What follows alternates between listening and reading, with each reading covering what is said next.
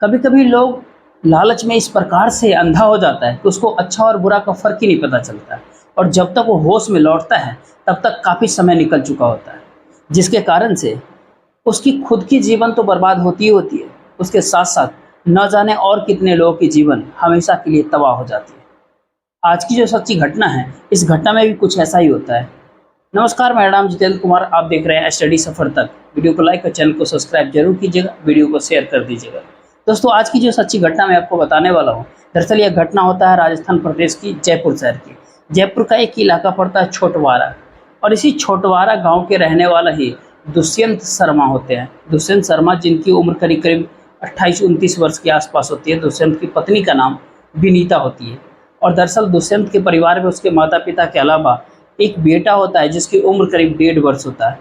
दुष्यंत जो कि एक बिल्डर होता है, ठीक ठाक वो पैसा कमाता है। आपसे मैं बात कर रहा हूँ 2 मई की शाम के करीब 5-6 बजे के आसपास की, जब दुष्यंत हर रोज की तरह अपने घर लौटता है, और तभी उसके नंबर पे एक फ़ोन कॉल आता है। दुष्यंत जब उस कॉल को रिसीव करता है, अपने परिवार वालों को कहता है कि मैं थोड़ी देर में वापस आता हूँ, और अपनी कार लेकर वो घर से निकल जाता है। लेकिन देर रात 10 बजे के करीब वो घर नहीं लौटता है, तो उसके पिता रामेश्वर अपने बेटे के नंबर पे कॉल करते हैं, लेकिन अब दुष्यंत का नंबर स्विच ऑफ बताने लगता है। उसके बाद से दुष्यंत का पूरा परिवार उसको हर जगह पे तलाश करना शुरू करता है। देखते ही देखते पूरी रात बीत जाती है। तभी अगले दिन करीब 10 बजे के आसपास रामेश्वर के नंबर पे एक कॉल आता है, और कॉल करने वाला व्यक्ति कोई और नहीं बल्कि खुद रामेश्वर का बेटा दुष्यंत ही होता है। दुष्यंत अपने पिता से कहता है कि पिताजी, इन लोगों को 10 लाख रुपए आप दे दीजिए, वरना इन लोग जान से हमको मार देंगे। इससे पहले कि रामेश्वर अपने बेटे से कुछ भी कह पाता, उस उधर से दुष्यंत के हाथ से एक महिला फ़ोन छीन लेती है, और रामेश्वर से कहती है कि अपने बेटे की सही सलामत तुम चाहते हो तो दुष्यंत के अकाउंट में तुम फ़ौरन 10 लाख रुपए डाल दो, और तुम ध्यान रखना इस बारे में अगर पुलिस को तुम बताओगे, वरना तुम जान जाना कि क्या होगा तुम्हारे साथ। अब वो महिला जब 10 लाख की डिमांड करती है, रामेश्वर इस बात को सुन के रोने लगता है। उस महिला से रिक्वेस्ट करता है कि मेरे पास इतना सारा पैसा नहीं है, बल्कि मेरे पास फ़िलहाल अभी 2-3 लाख रुपया ही है। मैं अपने बेटे के अकाउंट में उतने सारे रुपए डाल दूँगा, लेकिन मेरे बेटे को छोड़ देना। वो महिला उधर से कहती है, तुम जितना जल्दी हो सके वो पैसा तुम डाल दो, और उसके बाद से 7 लाख और रुपए का इंतज़ार करना। मैं कुछ देर बाद तुमको कॉल करूँगी। कुछ देर का समय जब बीतता है, रामेश्वर वो 2-3 लाख रुपए अपने बेटे के अकाउंट में डाल देता है। ठीक 1-1.5 घंटा बाद वो महिला फिर से रामेश्वर के नंबर पे एक कॉल करती है। रामेश्वर कहता है कि मैं वो 3 लाख रुपया अब उसके अकाउंट में डाल चुका हूँ, लेकिन अब मेरे पास कोई पैसा नहीं। वो महिला रामेश्वर को धमकी देते हुए कहती है कि तुम्हारे पास मात्र 2 घंटे का और समय है। यदि तुम बाकी के 7 लाख रुपए का इंतजाम नहीं किया, तो मैं तुम्हारे बेटे को जान से मार दूंगा। रामेश्वर उस महिला से हाथ जोड़ करके गिड़गिड़ाता है, लेकिन वो महिला रामेश्वर की एक बात भी सुनने के लिए तैयार नहीं होती, और फ़ोन रख देती है। लेकिन जैसे इस बात की जानकारी दुष्यंत की पत्नी विनीता को पता चलता है, विनीता ये सारी बातें अपने भाई को कह देती है। इधर विनीता के भाई को जब इस तरह की बात पता चलता है कि किसी महिला ने दुष्यंत को अपहरण कर लिया है, विनीता का भाई इस बात की जानकारी पुलिस प्रशासन को दे देता है, और पुलिस कुछ ही देर में रामेश्वर के घर पे पहुंच जाती है। पुलिस जब दुष्यंत के बारे में उसके पिता रामेश्वर से पूछताछ करती है, तो रामेश्वर भी मजबूर होकर के पुलिस वालों को सारी बात बताता है। उसके बाद से पुलिस अब दुष्यंत के पास जाने के लिए उसके मोबाइल का लोकेशन निकलवाती है। दरअसल उस समय दुष्यंत का लोकेशन अनीता कॉलोनी का दिखाई पड़ता है। पुलिस अपनी टीम के साथ अनीता कॉलोनी के अंदर जाती तो है, लेकिन वहां पर पुलिस वालों को ये पता चलता है कि दरअसल बगल के एक एटीएम से दुष्यंत के अकाउंट से 20,000 रुपये निकाले गए। जिस एटीएम से 20,000 रुपये निकाला गया था, पुलिस अपने टीम के साथ उस एटीएम के पास भी जाती है, लेकिन पुलिस के हाथ कुछ भी वहाँ नहीं लगता है। पुलिस अपने दिन भर प्रयास करती है, न तो दुष्यंत के बारे में कुछ पता चलता है, न ही उस महिला के बारे में।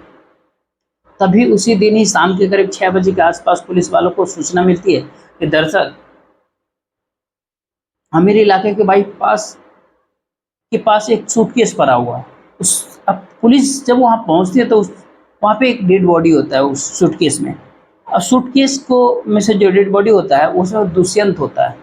पुलिस जब उस लाश को चेक करती है, तो पता चलता है कि दुष्यंत के शरीर पर किसी तेज धारदार हथियार से कई बार वार किया गया था। पुलिस सबसे पहले उस लाश को अपने कब्जे में लेकर पोस्टमार्टम के लिए भेजती है। फिर दुष्यंत के पिता रामेश्वर के ही कहने पे अज्ञात अपराधियों के विरोध में मुकदमा दर्ज कर लेती है, और इस केस की छानबीन करना शुरू कर देती है।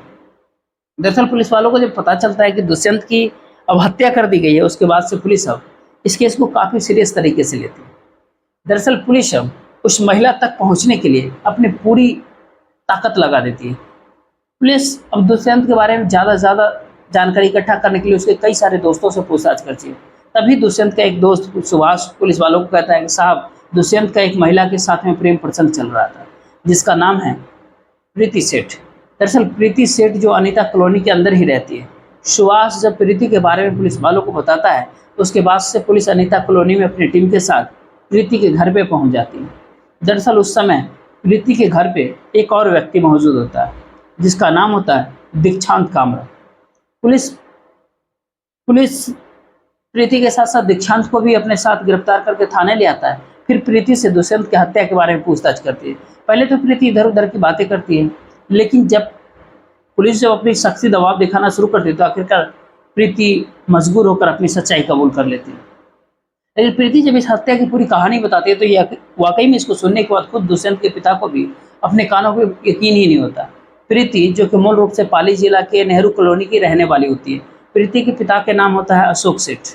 दरअसल अशोक सेठ और उसकी पत्नी जो एक कॉलेज के अंदर प्रोफेसर होते हैं। पूरा परिवार ही पढ़ा लिखा होता है। इस कहानी की शुरुआत होती है घटना से करीब 5 वर्ष पहले, जब प्रीति इसी पाली जिले से अपनी पढ़ाई करती है। प्रीति दिखने में जितनी खूबसूरत होती है, पढ़ने में भी उतनी ही तेज होती है। अशोक अपनी बेटी को भी पढ़ा लिखा करके उसको टीचर बनाना चाहता है। प्रीति के जब अपने इलाके से पढ़ाई कंप्लीट हो जाता है, उसके बाद से अशोक अपनी बेटी की आगे की पढ़ाई करने के लिए उसको जयपुर शहर में भेज देता है। प्रीति जब जयपुर शहर में जाती है, एक कॉलेज के भीतर दाखिला लेती है और फिर अपने एक रिश्तेदार की यहाँ रही करके अपनी पढ़ाई पूरी करने लगती है। लेकिन कुछ महीने का समय जैसे बीतता है, आखिरकार प्रीति को शहर की हवा लग जाती है। उसके बाद से प्रीति अपने रिश्तेदार का घर छोड़ देती है और इसी अनीता कॉलोनी के भीतर एक किराए का कमरा लेती है और अपनी एक सहेली के साथ में वहाँ रहने लगती है। दरअसल प्रीति जिस सहेली के साथ वहाँ रहती है, उसकी सहेली इधर उधर की काम करता है, जिससे वो अच्छा खासा पैसे भी कमाती है। इधर प्रीति को भी शहर का हवा लग ही चुका था। उसके पिता पढ़ाई के लिए पैसा तो दे रहे थे, लेकिन उन पैसे से प्रीति का गुजारा नहीं हो रहा था, क्योंकि प्रीति के भी अब सपने काफ़ी बढ़ गए थे। इसीलिए प्रीति अपने सहेली के साथ अब कॉल गर्ल का काम करना शुरू कर देती है, जिसमें वो ठीक ठाक बहुत पैसे कमाती है। लेकिन जैसे जैसे समय बीतता जाता है, प्रीति के शौक भी काफ़ी बड़े होते हैं। उन सारे पैसों से भी प्रीति के सपने पूरे नहीं हो पाते। इसीलिए प्रीति अब एक ऐप का सहारा लेती है और इसी ऐप के जरिए कई सारे लड़कों के साथ दोस्ती भी कर लेती है। उनसे जब वो मुलाकात करने के लिए जब जाती है, पहले पैसा ले लेती है और फिर कोई ना कोई बहाना बनाकर वहाँ से वो भाग जाती है। जब पैसे लेकर के वो भाग जाती है, वही लोग भी ना तो थाने में जाते हैं और ना ही रिपोर्ट दर्ज करवाते हैं, क्योंकि उनको भी अपनी इज्जत काफ़ी प्यारी लगती है, जिसके वजह से प्रीति का हौसला और ज़्यादा बुलंद हो जाता है। लेकिन जब कुछ महीने का समय बीतता है, इसी ऐप के जरिए एक प्रीति का मुलाकात एक दिन दीक्षांत से हो जाती है और फिर दीक्षांत और प्रीति के बीच में प्रेम प्रसंग शुरू हो जाता है। दरअसल दीक्षांत भी जो इसी शहर का रहने वाला होता है। दीक्षांत और प्रीति के बीच में जब अवैध संबंध शुरू होता है, उसके बाद से दोनों अनीता कॉलोनी के भीतर ही लिव इन रिलेशनशिप में रहने लगते हैं। लेकिन दीक्षांत की कोई कम नहीं होता है, बल्कि दीक्षांत भी एक नंबर का लालची होता है। दीक्षांत जब प्रीति के साथ रिलेशनशिप में रहने लगता है, तो उसके बाद से प्रीति को नहीं रोकता है, बल्कि खुद दीक्षांत भी तरह तरह का कस्टमर ढूंढ करके प्रीति को ला करके देता है।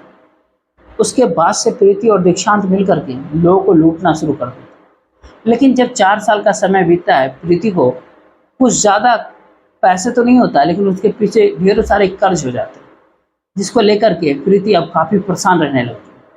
दरअसल प्रीति और दीक्षांत को बात समझ में नहीं आता कि कर्ज का पैसा वापस कैसे करें। एक दिन कमरे पर बैठ करके इस बारे में दोनों जब बात कर रहे थे, तभी प्रीति के दिमाग में एक आइडिया आता है। दरअसल प्रीति दुष्यंत से कहता है कि मैं एक ऐसे व्यक्ति को जानती हूँ जिसके पास अच्छा खासा पैसा है। अगर हम उसका अपहरण करके कुछ पैसों का डिमांड करते हैं, हमारा सारा कर्जा ही उतर जाए। दरअसल प्रीति दुष्यंत शर्मा के ही बारे में बात करती है। प्रीति के इसी टिंडर ऐप के जरिए दुष्यंत से भी दोस्ती हुई थी।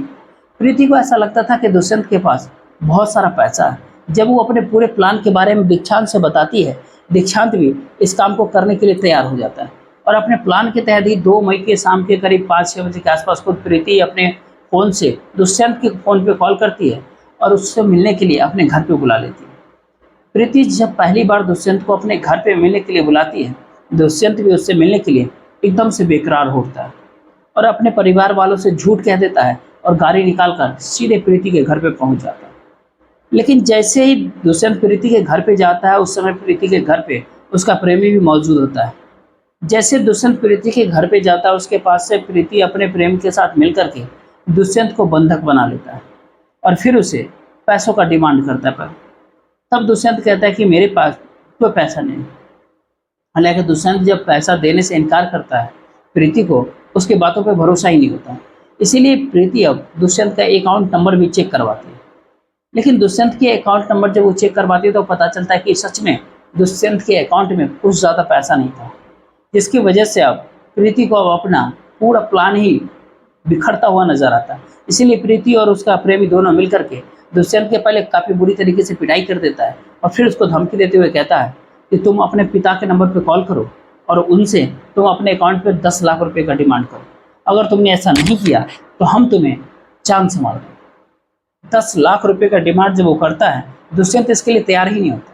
पूरी रात दोनों मिल करके दुष्यंत की बुरी तरीके से पिटाई करते हैं, साथ ही साथ उसका मोबाइल भी बंद करके रखते हैं। अगले दिन जब सुबह हो जाती है, करीब 10 बजे के आसपास आखिरकार दुष्यंत प्रीति की बात मान लेता है और अपने पिता के नंबर पर कॉल करता है। रोते बिलखते हुए कहता है कि मेरे अकाउंट में 10 लाख रुपए आप डाल दो, वरना ये लोग हमें जान से मार देंगे। जब इस तरह की बातें दुष्यंत अपने पिता से कहता है, आखिरकार रामेश्वर भी अपने बेटे के अकाउंट में 2-3 लाख रुपए डाल देता है। बाकी के जो 6-7 लाख रुपए था उसका इंतजाम करने लगता है। इधर 3 लाख रुपए जब दुष्यंत के अकाउंट में डाल दिए जाते हैं, तब तक इस बात की जानकारी पुलिस को पता चल जाती है। पुलिस प्रीति के घर के आसपास तक पहुंच जाती है। प्रीति जब दुष्यंत के अकाउंट से पैसा निकालने के लिए जाती है तो प्रीति को भी पता चल जाता है कि दरअसल दुष्यंत के परिवार वालों ने इस बात की जानकारी पुलिस को दे दिया है। बगल के एटीएम से 20,000 रुपये निकाल करके अपने घर पे प्रीति वापस तो आती है, लेकिन साथ ही साथ अपने प्रेमी से कहती है कि सारा मामला अब बिगड़ चुका है। दरअसल दुष्यंत के परिवार वालों ने पुलिस वालों को खबर कर दिया है और पुलिस हम लोग को तलाश कर रही है। अगर हमने दुष्यंत को जीवित छोड़ दिया तो हम बुरी तरीके से फंस सकते हैं। इसीलिए अब हमारे पास दूसरा कोई ऑप्शन नहीं है सिवाय दुष्यंत को हमेशा हमेशा के लिए इस दुनिया से हटाने के। इसीलिए प्रीति अपने प्रेमी के साथ मिलकर के अपने ही घर के भीतर दुष्यंत की हत्या कर देती है।